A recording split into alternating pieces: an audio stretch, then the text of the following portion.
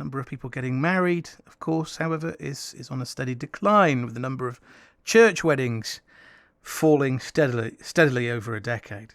But what difference does it make when the royal family have a wedding? Does it make marriage seem more attractive to young people? Take Harry and Meghan, of course, the epitome of young people joining together in great happiness, it appeared to so many of us. Well, Michaela Hyde is from the Marriage Foundation, which campaigns to promote marriage as the key to social stability in the UK. Good morning, Michaela. Good morning, Tim. What did you think of the wedding? Were you there glued to it? Did you on the edge of your sofa, or watching it in a local park, or where were you?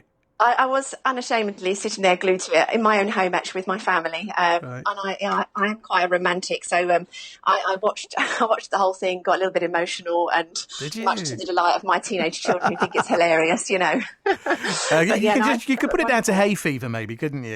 Yeah, absolutely, yes. That's also an issue, so yes, absolutely. I mean, how big a deal do you think this day was? I mean, it made us, look like we live in the most, and we do, splendid country. I mean, it looked beautiful, didn't it?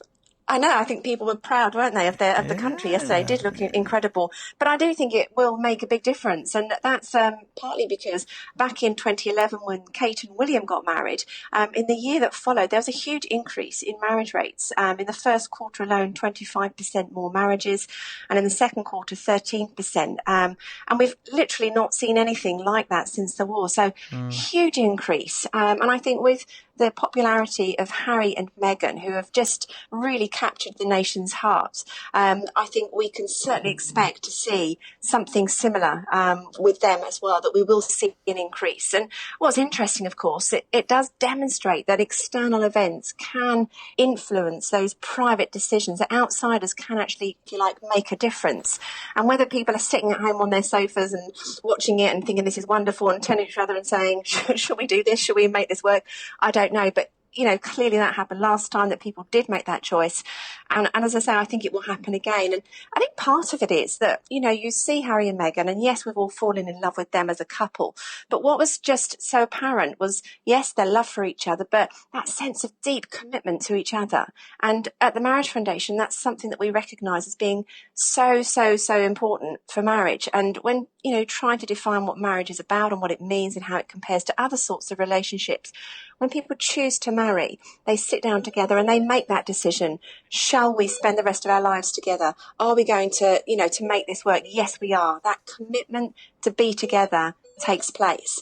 Now, often with couples who are perhaps not married or not choosing to marry, we talk about something called sliding and not deciding. They sort of slide into the relationship rather than making that decision. And that's the thing that can end up making such a difference to a relationship. It's that moment of commitment at the very beginning. And, in a cohabiting relationship, people can be happy and those relationships can last, but actually there can often be breakdown. If people get married, they tend to stay married, and those that don't marry more often will not actually see that relationship through. And I think it's to do with this sort of inequality, if you like. We're an age of equality. We want things to be right and fair and just. In a couple where they haven't chosen marriage, there isn't that point of commitment of saying yes. And often, and it's usually the female, I'm afraid to say, that the female is more committed than the man. And if that commitment is uneven, it's not equal, that can have an impact on the relationship itself. Well, Michaela, it's been lovely to talk to you. I hope that hay fever gets a bit better for you. Yeah, thank you so much. Take care. Take care. Bye. Michaela Hyde there from the Marriage Foundation.